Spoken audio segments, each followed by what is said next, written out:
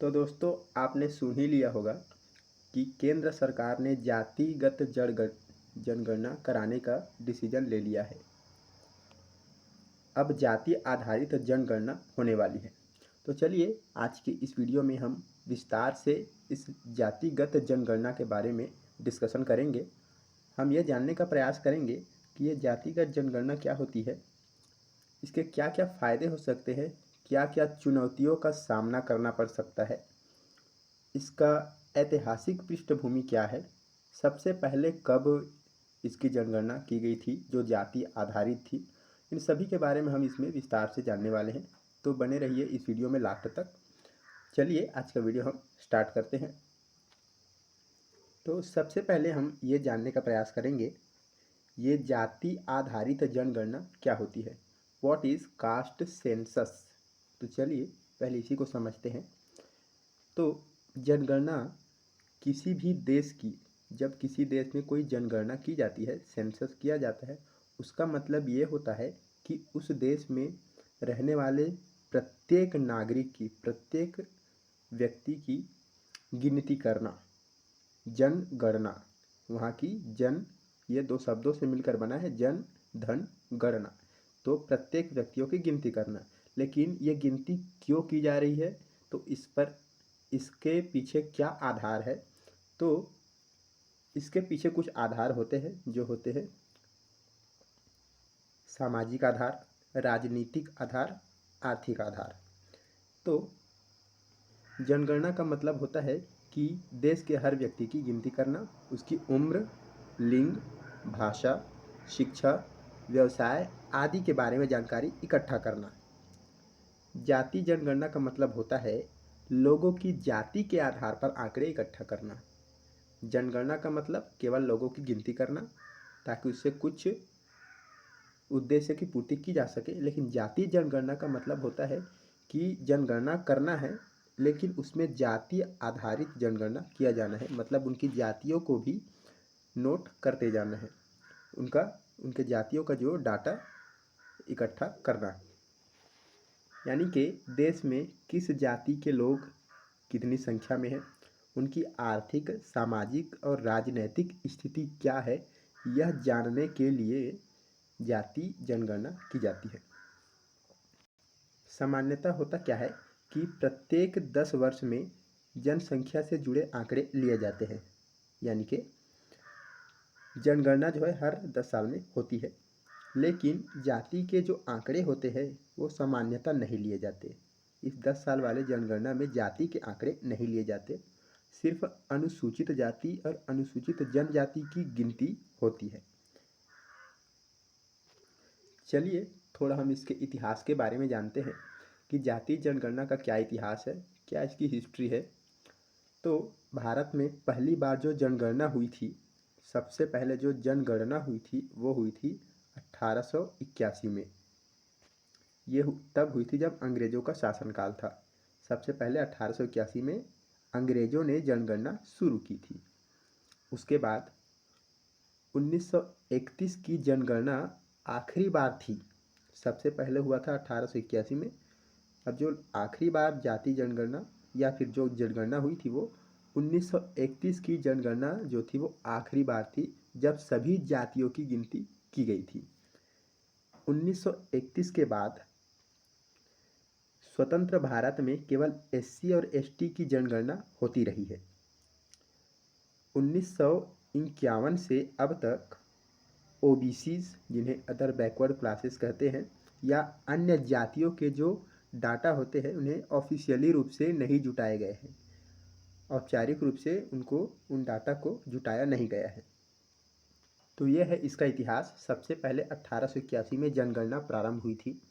1931 में जाति जनगणना सिर्फ आखिरी बार 1931 में हुई थी। उसके बाद अभी तक जाति जनगणना नहीं हुई है। 1951 में ओबीसी या फिर अन्य जो जाति थी उनके जो आंकड़े थे उन्हें जुटाए ही नहीं गए थे। अब बात करते हैं 2011 में क्या हुआ था। 2011 में socio economic and caste census, जिसे SECC कहते हैं, यह किया गया था 2011 में। लेकिन इसकी जाति से जुड़ी हुई जो रिपोर्ट थी वह पब्लिक के सामने नहीं रखी गई, सार्वजनिक नहीं किया गया। 2011 में ये जनगणना हुआ तो था, लेकिन इसको सार्वजनिक नहीं किया गया। तो ये है जातीय जनगणना का पूरा इतिहास, इसकी क्या हिस्ट्री थी, कब स्टार्ट किया गया था और इसके आंकड़े कब जारी किए गए थे और कब नहीं किए गए थे। अब हम आगे बात करेंगे जातीय जनगणना क्यों ज़रूरी मानी जाती है, क्यों ज़रूरत पड़ती है इसकी। तो इसके पीछे बहुत सारे कारण होते हैं। सबसे पहले कारणों में से एक है वो है नीतियों में सुधार। सरकार जब आरक्षण या विकास की योजनाएं बनाती है तो उसे एक सटीक और अपडेटेड डेटा की ज़रूरत पड़ती है। उसी अपडेटेड डेटा के आधार पर वह अपने नीतियों में सुधार करती है, ताकि अन्य लोग जिन्हें ये सुविधाएं या लाभ नहीं मिल पाया है उन तक आने वाली योजनाओं का लाभ पहुंच सके। तो नीतियों में सुधार के लिए जनगणना जरूरी है। दूसरा क्या है, ओबीसी की सही संख्या नहीं पता। अब देखिए, भारत देश को आज़ाद हुए इतने दिन हो गए हैं, लेकिन आज के डेट में 2025 में ओबीसीज की जो टोटल आबादी है वो अभी तक पता नहीं। ओबीसी को जो आरक्षण मिलता है, इनको आरक्षण मिलता है, लेकिन इनके जनसंख्या के अनुपात में यह नहीं है। ओबीसी को आरक्षण जरूर मिलता है, लेकिन असल में उनकी संख्या क्या है इसकी कोई पक्की जानकारी या गवर्नमेंट के पास इसका कोई ऑफिशियल डेटा नहीं है। तो इसके लिए ओबीसी को उनका अधिकार दिलाने के लिए जातीय जनगणना भी जरूरी हो जाती है। नेक्स्ट है सामाजिक न्याय। समाज के पिछड़े वर्गों की स्थिति को जानकर उन्हें बेहतर सहायता और अवसर दिए जा सकते हैं।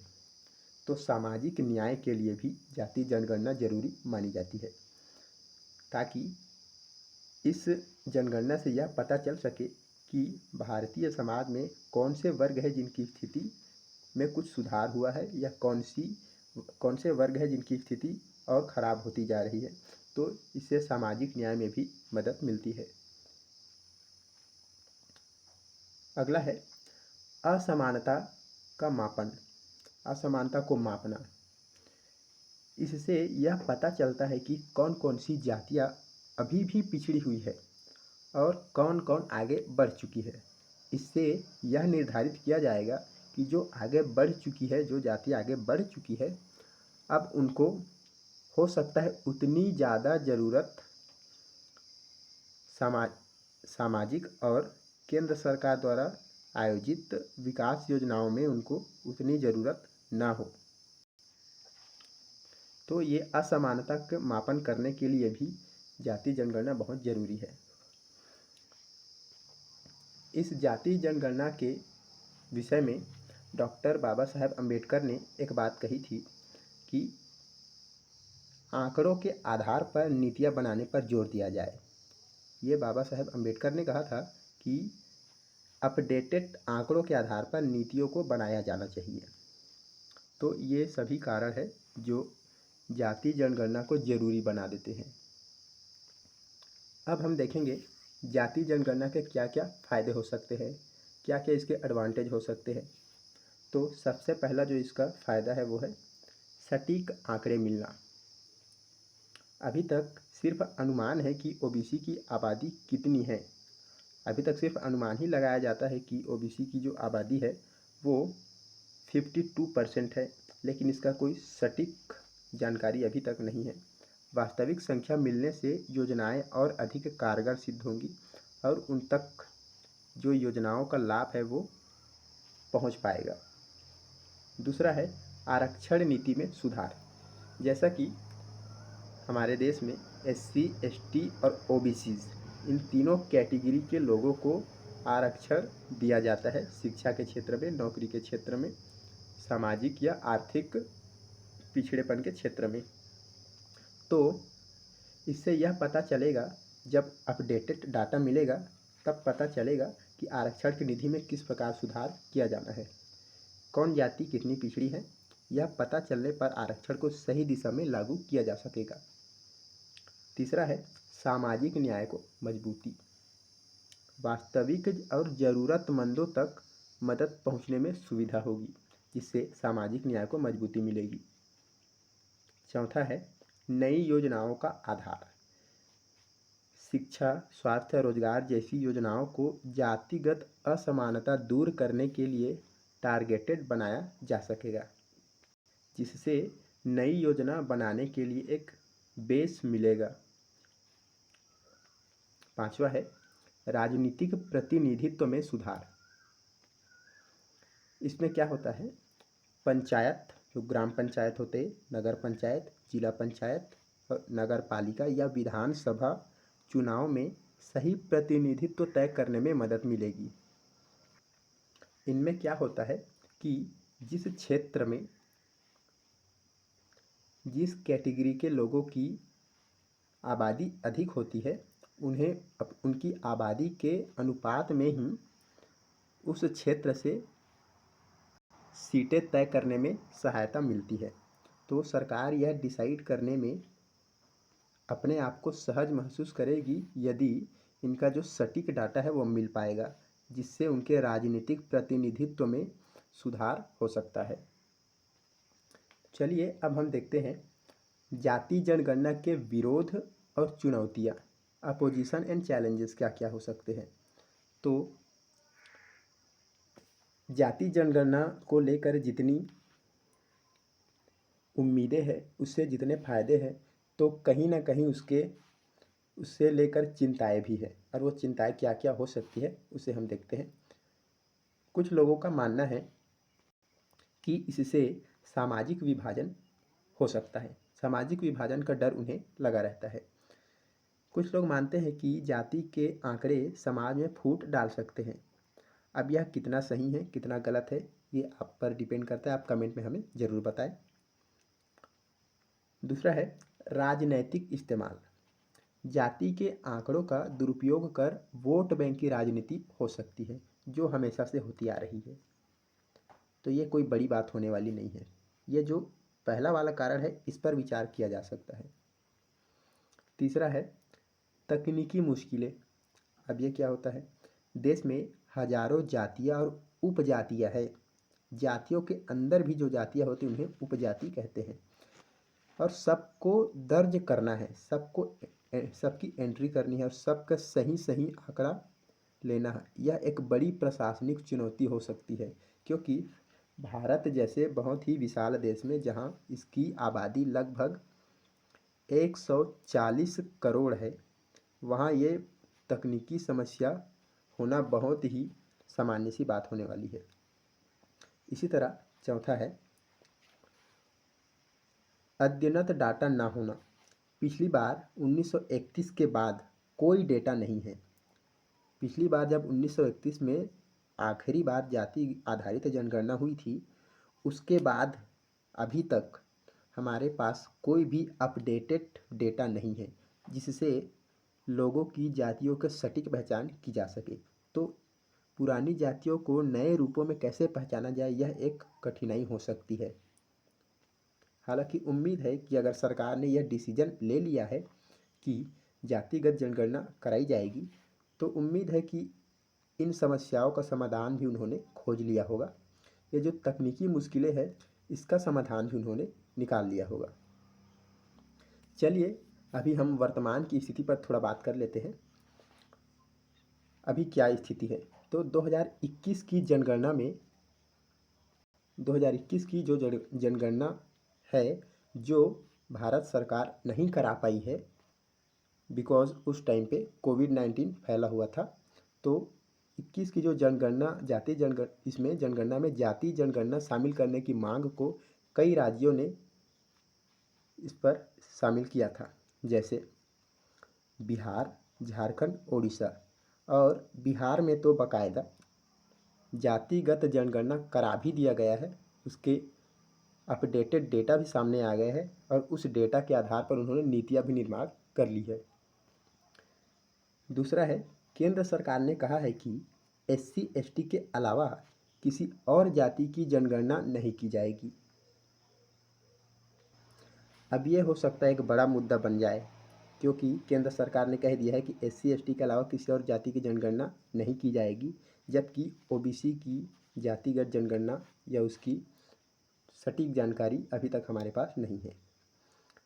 अगला है, बिहार सरकार ने स्वतंत्र रूप से अपनी जातिगत जनगणना जाति सर्वेक्षण 2022 में कराई और हाल ही में रिपोर्ट प्रकाशित की है। तो दोस्तों, इस तरह आपने जाना कि जनगणना क्या होती है, क्या इसका इतिहास रहा है, क्या इसकी वर्तमान स्थिति है, क्या क्या फ़ायदे और नुकसान हो सकते हैं। तो चलिए अब हम कुछ कंक्लूज़न पर इस वीडियो के बाद हम किस कंक्लूज़न पर पहुंचते हैं ये देख लेते हैं थोड़ा, कि भारत में जाति जनगणना एक बहुत ही संवेदनशील और महत्वपूर्ण मुद्दा है।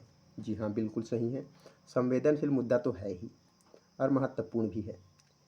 एक तरफ यह सामाजिक न्याय और समानता के लिए बहुत ज़रूरी मानी जाती है, तो वहीं दूसरी ओर इसे सामाजिक विभाजन और राजनीति के जटिल खेल की भी आशंका दिखाई पड़ती है।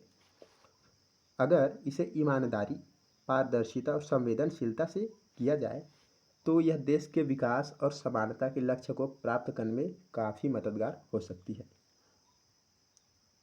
तो ये कुछ निष्कर्ष हैं। तो दोस्तों, जाति जनगणना के इतिहास से लेकर आज तक की कहानी, ज़रूरत, फ़ायदे और चुनौतियों को समझना ज़रूरी है। आपको क्या लगता है, क्या जाति जनगणना होनी चाहिए? इसके क्या सकारात्मक और नकारात्मक प्रभाव हो सकते हैं? आप कमेंट में ज़रूर बताएं और अपनी राय ज़रूर रखें। वीडियो को शेयर करें ताकि और लोग भी इस विषय पर जागरूक हो सके और अपने अपने विचार इस पर साझा कर सकें। हम आपसे किसी और वीडियो में एक नए टॉपिक के साथ मिलेंगे। तब तक के लिए ऑल द बेस्ट।